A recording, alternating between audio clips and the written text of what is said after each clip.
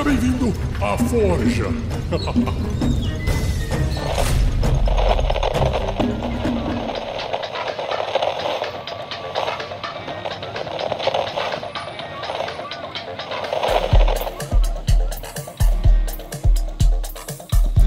Bom, aqui é a Paula do Caquitas Podcast. A gente começou um podcast esse ano sobre RPG, a gente fala de bastante RPG lá, de vários temas. Eu não lembro exatamente há quanto tempo eu jogo RPG, mas é há alguns anos, deve fazer uns 5, 6 anos que eu jogo RPG. Eu comecei jogando D&D e hoje em dia eu não tenho mais controle da minha vida, eu jogo todos os sistemas que eu passo a mão em cima, eu tô jogando, eu jogo 1000 vezes por semana e eu preciso me controlar de parar de jogar tanto.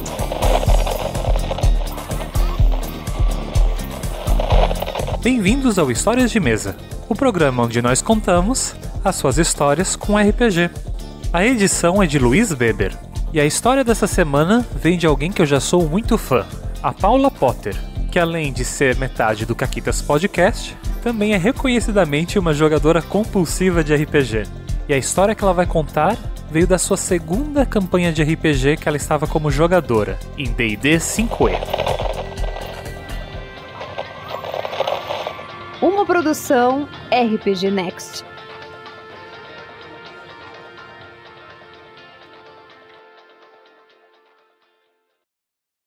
A minha história, ela é uma história de uma personagem que é muito querida minha, apesar dela ser uma pessoa horrível, que é a Miriel. Quem escuta o Caquitas já ouviu falar na Miriel.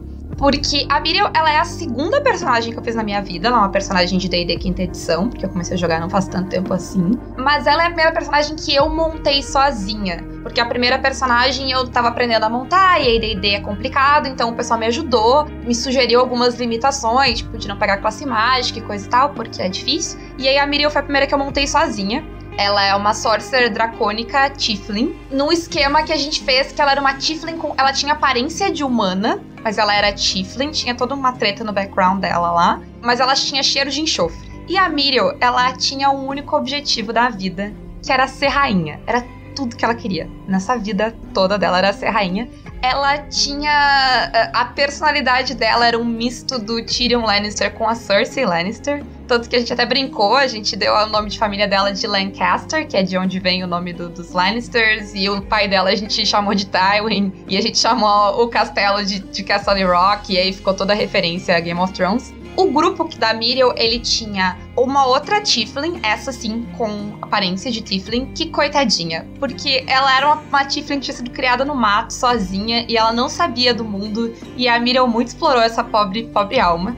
Mas eu sou super amiga da minha amiga que jogava com ela ainda. Ficou tudo bem, gente. E o outro personagem, que vai fazer muita diferença pra história, era um monge bêbado, que na verdade era o irmão do rei, que tinha sido usurpado do trono num esquema O Homem da Máscara de Ferro. Sim, a gente é muito criativo, a gente só rouba histórias.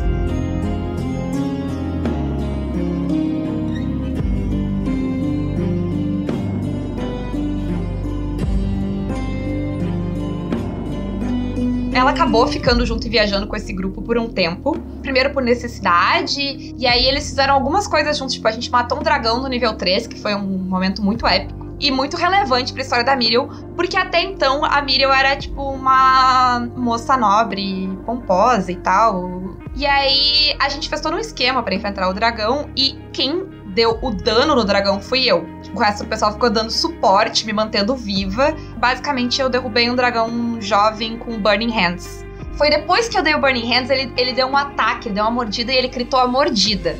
E aí eu perdi uma mão.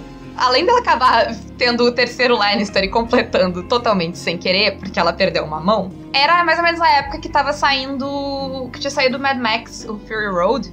E aí eu resolvi que eu não queria minha mão de volta. Eu resolvi que eu queria uma mão mágica. E eu raspei a cabeça e pintei a cara de preto. E eu virei a Furiosa. E aí ela criou esse novo visual. Ela ainda tinha uma peruca e maquiagens que ela usava pra quando ela precisava ir na corte, fazer coisas. No meio dessas coisas, ela conseguiu um item que quem conhece itens mágicos de D&D já deve ter ouvido falar, que é o Deck of Many Things. E eu usei ele por muito tempo como uma bomba nuclear. Porque ele é um deck que ele faz um negócio muito poderoso. Ele pode te deixar subir de nível, ele pode te amaldiçoar pra sempre, várias coisas podem acontecer com ele, vocês já vão saber o quê. Sabe, eu ameaçava usar e não usava. Então, a gente saiu de altas enrascadas que eu só dizia, tipo... eu puxava o deck, botava na minha mão e ficava tipo, eu vou dizer quantas cartas eu vou puxar. E aí, geralmente, as pessoas desistiam e me deixavam passar. E aí, eu fiquei com isso. Eu consegui a minha mão mágica, eu consegui o deck. Inclusive, foi o mesmo Beholder parceiro que me deu, os dois. E a gente tava investigando um caso, tinha uma coisa muito estranha, tinha uma treta com demônios, tinha acontecido um problema com o meu castelo, até que a gente descobriu o quê? A gente descobriu que o reino que a gente vivia não era real. Ele era uma grande ilusão de um Lich, que era o rei, irmão do personagem que tava jogando lá com a gente, irmão do monge. E esse Lich tinha basicamente criado um reino de ilusão e tava mantendo as pessoas presas dentro. Então nada do reino era real. Aí eu tive que mudar meus planos. Eu precisava primeiro matar o Lich pra tornar o reino real, pra poder ser rainha. Porque o objetivo era o mesmo. Pra matar um Lich, tem que destruir o quê? A porcaria da filactéria dele. O que a gente descobriu foi que a filactéria era o monge, PJ do outro jogador. A única coisa que poderia destruir a filactéria, que era um personagem de um outro jogador, era o próprio personagem.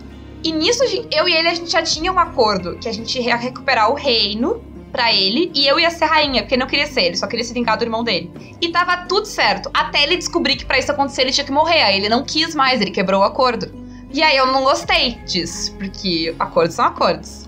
O que eu pensei? Isso a gente tava nível 8, eu acho. Eu lembro que pra eu pegar a Dominate Person faltava um nível, ou 2. E aí Dominate Person resolveu o meu problema. Que Dominate Person eu pego o personagem dele e faço o que eu quiser, se ele não passar no teste, claro. Eu fiz o quê? Eu usei o meu deck.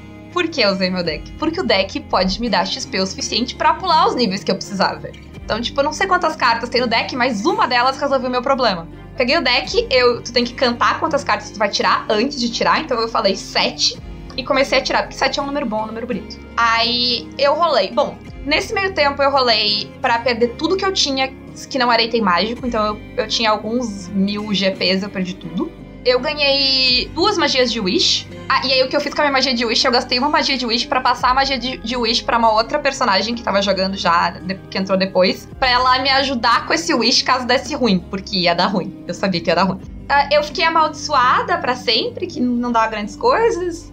Umas cartas inúteis, até que eu tirei a carta que eu queria. Eu ganhei os níveis que eu precisava. E aí, tu pode parar, né? Tu tem X horas pra virar todas as cartas, não precisa virar tudo na sequência. Essa altura do campeonato, minha personagem tava muito forte. Ela tava 2 níveis acima dele. Eu tava com um manto lá que deixava a minha CD mais alta ainda. E o Sorcerer tem um esquema que eu posso gastar Sorcery Point e te dar desvantagem no teste. Então ele tinha que basicamente tirar 20 no teste pra conseguir passar. E aí ele não passou. E ele tava voando com uma capa mágica numa altura absurda. Eu mandei ele tirar a capa só. E aí ele morreu.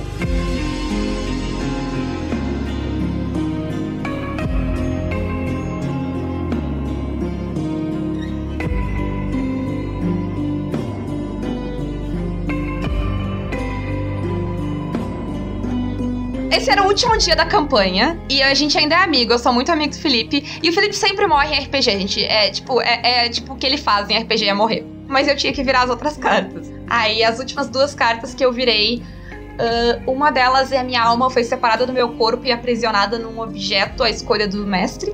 E a outra aprisionava eu e o meu corpo e tudo numa outra dimensão. Então, esse foi o final da minha personagem.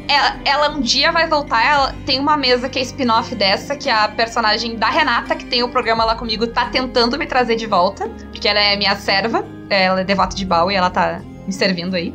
Então, um dia a Miriel ainda vai voltar das sombras, com certeza como vilã. Assim, menor chance. Agora que ela conseguiu tudo que ela queria, ela é rainha. Com certeza ela vai voltar como vilã. Sério, esse item é fantástico. Deem eles pros seus jogadores. Tu não tem nada a perder como mestre, dando o Deck of Many Things pros teus jogadores. Só os jogadores têm coisa a perder. E foi ótimo. Essa foi a história da... Resumidamente, essa é a história da Miriel. Eu preciso dizer uma última coisa, uma última recomendação pra vocês. Que é assim... Façam isso em casa, de brigar com os personagens amiguinhos? Façam, mas façam com cuidado, tá?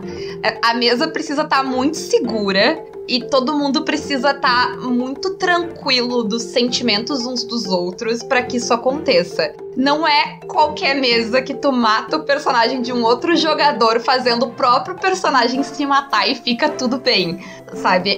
A gente se conhece há bastante tempo, a gente joga RPG há muito tempo, a gente conversa. É muito legal. Essa mesa teve muitos momentos de interação entre os personagens que foram muito legais. Teve um momento que eu gosto muito, que foi o momento que eu descobri que ele era o rei, porque o jogador não queria me contar, ele ficou escondendo isso. Eu, a jogadora, sabia, mas a personagem não sabia, e eu consegui fazer ele me contar no roleplay. Que eu fiz um negócio lá, eu dei um benefício pra ele de magia, e eu falei, tipo, ainda tem gente no reino que acredita em ti. E aí ele quebrou, tipo, na própria interpretação dele, ele se entregou, e aí ele disse, não, tá, tu descobriu, porque, tipo, a reação dele foi instantânea na hora. Metagame sempre rola.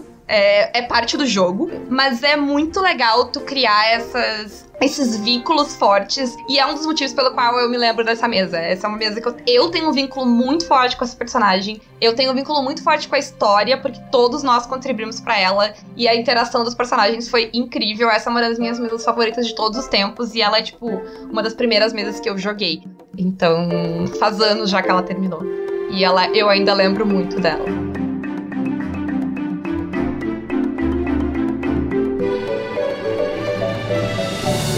Seja você também um guerreiro ou uma guerreira do bem.